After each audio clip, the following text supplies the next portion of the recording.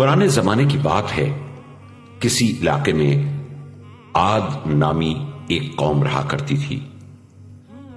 ان کی ہدایت کے لیے اللہ تعالیٰ نے حضرت ہود علیہ السلام کو نبی بنا کر بھیجا، لیکن انہوں نے حضرت ہود کی بات نہیں مانی، جس کے نتیجے میں وہ لوگ گمراہ ہو گئے، اور پھر اللہ تعالیٰ نے ان پر عذاب نازل کر دیا۔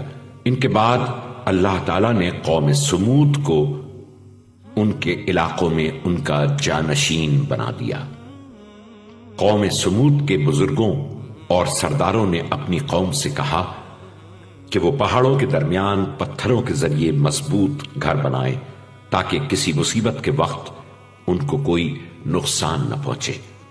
انہوں نے دن رات محنت کر کے خوبصورت اور مضبوط شہر بنا لیے۔ اب وہ مطمئن تھے کہ انہیں کوئی نقصان نہیں پہنچا سکتا۔ آہستہ آہستہ شیطان نے انہیں گمراہ کر دیا اور وہ اللہ کی ساری نعمتوں کو بھول گئے۔ پھر انہوں نے بتوں کی پرستش شروع کر دی۔ اللہ تعالیٰ نہیں چاہتا تھا کہ وہ لوگ گمراہی میں پڑے رہیں اور شیطان کی باتوں پر عمل کرتے رہیں، اس لیے اللہ تعالیٰ نے حضرت صالح کو ان کی ہدایت کے لیے منتخب کیا۔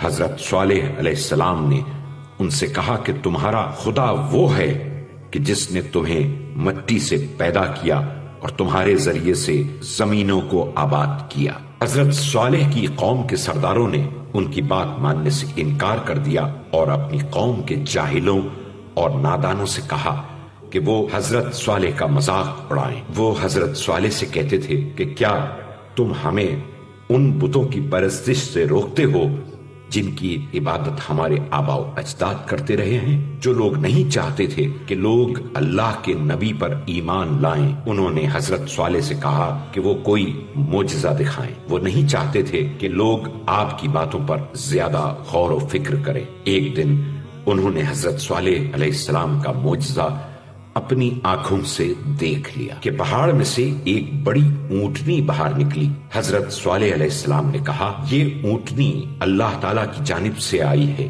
اب تم اس علاقے میں موجود پانی کو اپنے اور اس کے درمیان تقسیم کر لو، یعنی ایک دن تمہارے لیے اور دوسرا دن اونٹنی کے لیے، اور اسے زمین میں چرنے کے لیے آزاد چھوڑ دو۔ اس معجزے کو دیکھنے کے بعد بہت سے لوگ حضرت صالح علیہ السلام پر ایمان لے آئے، لیکن جو لوگ اللہ کے نبی کو اپنے راستے کی رکاوٹ سمجھتے تھے وہ مخالفت کرتے رہے۔ حضرت صالح علیہ السلام نے ان سے کہہ رکھا تھا کہ اس اونٹنی کو نقصان نہ پہنچانا، اگر ایسا کیا تو تم پر فوراً عذاب نازل ہو جائے گا، لیکن شیطان نے انہیں ورغلایا اور بعض احمقوں کو اونٹنی کو ذبح کرنے پر تیار کر لیا۔ انہوں نے فیصلہ کر لیا کہ وہ اللہ کی اس نشانی کو ختم کر دیں گے۔ چنانچہ جب اونٹنی پانی پی کر نہر سے باہر نکلی تو انہوں نے اونٹنی کا پیچھا شروع کر دیا، اور پھر جس کے ہاتھ میں جو ہتھیار تھا اس نے اسی ہتھیار سے حملہ کر دیا اور بیچاری اونٹنی کو مار گرایا۔ اس کے بعد وہ بڑی ڈھٹائی سے حضرت صالح علیہ السلام کے پاس آ کر کہنے لگے، ہم نے اپنا کام کر دیا ہے، اب تم سچے ہو تو وہ عذاب لے آؤ جس کی دھمکی تم ہم کو دیا کرتے تھے۔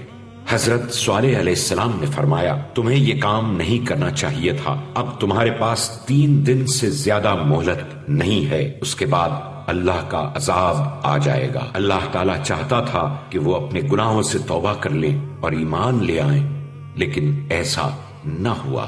چنانچہ 3 روز بعد آسمان سے بجلی گری اور وہ سب ہلاک ہو گئے۔ اس وقت کوئی کچھ نہیں کر سکتا تھا۔ شیطان کی پیروی کرنے والوں کا انجام ہرگز اچھا نہیں ہوتا۔ عذاب کی وجہ سے ان کے مردہ بدن سیاہ اور خشک ہو چکے تھے۔ جب حضرت صالح علیہ السلام نے ان کو دیکھا تو فرمایا، اے لوگو، میں نے تمہیں کس قدر نصیحت کی اور مختلف انداز سے اللہ تعالیٰ کا پیغام تم تک پہنچایا، لیکن تمہیں تو خیر خواہ لوگ پسند ہی نہیں تھے۔